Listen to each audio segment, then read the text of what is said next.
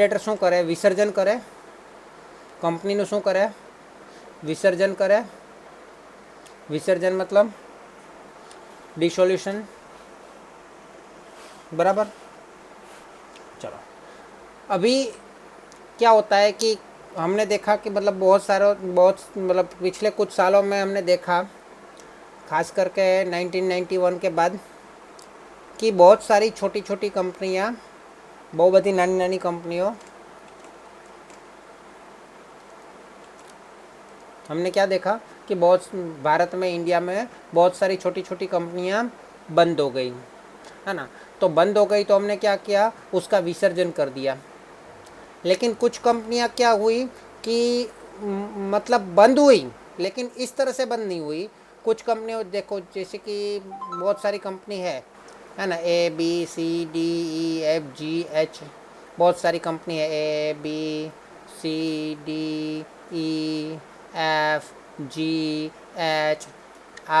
बहुत सारी कंपनी है, छोटी छोटी बहुत सारी कंपनी थी।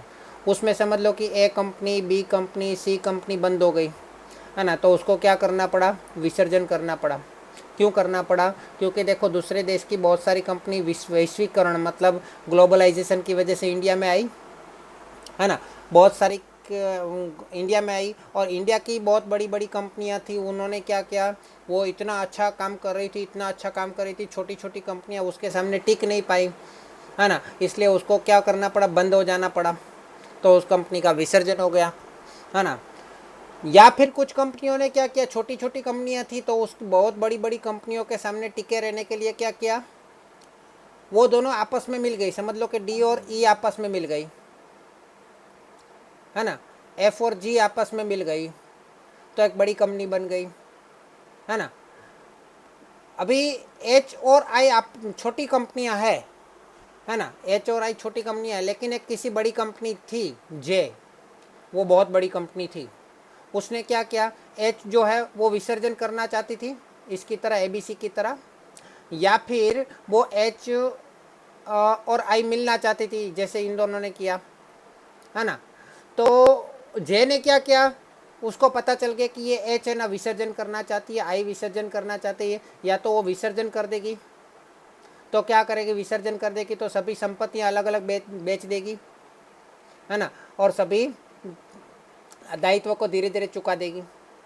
या फिर वो क्या करेगी? दोनों आपस में मिल जाएगी, जैसे डी और ई मिल गई, एफ और जी मिल गई, है ना। तो जे कंपनी क्या किया? जे कंपनी ने क्या किया? ये आई नाम की कंपनी को खरीद लिया, आई नाम की कंपनी को खरीद लिया, और उसके बाद एच नाम की कंपनी को भी खरीद लिया, है ना। समझ लेते हम, ज़्यादा नहीं, एक काम करते हम, आई एच कंपनी का विसर्जन हो गया, ऐसा समझ लेते हैं, है ना, इसकी तरह, एबीसी की तरह, है ना। लेकिन जे आई का, आई नाम की कंपनी ने क्या, जे नाम की कंपनी ने आई नाम की कंपनी को खरीद लिया। क्या किया? आई नाम की कंपनी बंद हो गई और उसको जे नाम की कंपनी ने खरीद लिया, बराबर है। तो यहाँ पे कुछ कौन सी सिचुएशन देख रहे हो? एक तो जैसे हमने लिक्विडेटर में किया था, एबीसी कंपनी का विसर्जन हो गया, एच कंपनी का विसर्जन हो गया, जो हमने देख लिया किस तरह से हम विसर्जन करते हैं, और शेयर होल्डर्स को बाकी जो पैसा बचता है उसको इक्विटी शेयर होल्डर को मिल जाता है ना। दूसरा हमने क्या देखा कि डी और ई आपस में मिल गई, इसको क्या बोलेंगे? हम संयोजन बोलेंगे। क्या बोलेंगे? संयोजन। इंग्लिश में बोले तो एमालगमेशन। क्या बोलेंगे? एमालगमेशन, है ना। डी और ई कंपनी आपस में मिल गई और एक बड़ी कंपनी बन गई, जिसको क्या बोलेंगे? संयोजन। एफ और जी कंपनी आपस में मिल गई और इसका एमालगमेशन हो गया, है ना। एच कंपनी का विसर्जन हो गया, मतलब डिसोल्यूशन हो गया। अभी जे नाम की कंपनी ने आई नाम की कंपनी को खरीद लिया, इसको बोलते हैं समावेश किया। जे नाम की कंपनी ने आई नाम की कंपनी का समावेश किया। क्या किया? समावेश, है ना। तो इसको हम बोलेंगे समावेश, जिसको हम बोलेंगे एब्जॉर्प्शन। क्या बोलेंगे इंग्लिश में? एब्जॉर्प्शन। तो यहाँ पे आपको दो चीज़ें सीखनी है, एक संयोजन और समावेश मीन्स के एमालगमेशन और एब्जॉर्प्शन। क्लियर है इतना? देखो क्यों ऐसा करना पड़ा इन लोगों को।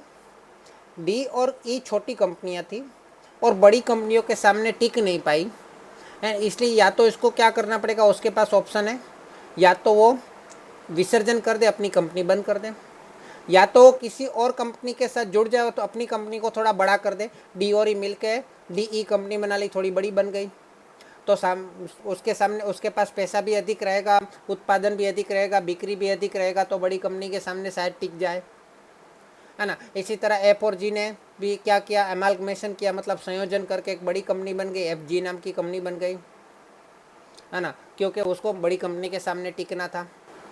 बड़ी कंपनी कौन सी है, जे नाम की बड़ी कंपनी है ना। इसी तरह आई नाम की कंपनी ने क्या किया, उसने अपनी कंपनी को विसर्जन किया। विसर्जन में क्या होता है, आप अलग अलग संपत्तियों को बेचते हो, संपत्ति मतलब मिलकतों ने अलग अलग बेचो, है ना। फर्नीचर कोई बीजा ने वेचो, जमीन मकान कोई बीजा ने वेचो। તો આની અંદર તમારે શું કરવાનું, સમાવેશમાં તમારે અલગ અલગ નથી વેચવાનું, બધી મિલકતોને દેવા એક જ કંપનીને વેચી દેવાના છે, હે ને। હવે આની અંદર તમારે બધી મિલકતો વેચવાની, લિક્વિડેટર બધી મિલકતો વેચશે અલગ અલગ, પછી બધા લિક્વિડેટર છે તે બધા દેવાને ધીરે ધીરે ચૂકવશે પસંદગીના લેણદારોને, સંપૂર્ણ સલામત લેણદારોને, પછી બિન સલામત લેણદારોને, ડિબેન્ચર હોલ્ડરોને, પ્રેફરન્સ હોલ્ડરોને, બધાને અલગ અલગ વેચશે। જ્યારે આની અંદર શું થશે, આઈ નામની કંપની છે તે જે નામની કંપનીને ચોખ્ખો હિસાબ આપી દે, ભાઈ ચલો બોલો ઉજળું બોલો, આ બધી મિલકતોની કિંમત અને આ બધી દેવાની કિંમત, है ना, ये सब एसेट्स का वैल्यू है और ये सब लाइबिलिटीज़ का वैल्यू, और ये निकालो, चलो मुझे कितना रुपया दोगे। तो जे नाम की कंपनी क्या बोलेगी उसको, भाई तुम धंधा मुझे सब बेच के पैसा ही ले जाना चाहते हो कि भविष्य में पैसा कमाना भी चाहते हो। क्या बोलेगी, जे नाम की कंपनी आई नाम की कंपनी को कि भाई तुम सब बेच दोगे कि भविष्य में कुछ कमाना भी चाहते हो, इतना सारा पैसा रोकड़ा लेके करोगे क्या। तो आई नाम की कंपनी क्या बोलेगी, भाई कमाना तो है मुझे। तो जे नाम की कंपनी बोलती है काम करो, आप मुझे कंपनी बेच दो, उसके सामने हम आपको क्या देंगे, इक्विटी शेयर दे देंगे। क्या दे देंगे, इक्विटी शेयर दे देंगे, जिसके ऊपर आप कमा सकते हो। आप वो इक्विटी शेयर के ऊपर आपको डिविडेंड मिलेगा। क्या मिलेगा, क्या मिलेगा, हाँ, तो वो कमा सकते हैं कि नहीं कमा सकते आई नाम की कंपनी के लोग, शेयर होल्डर्स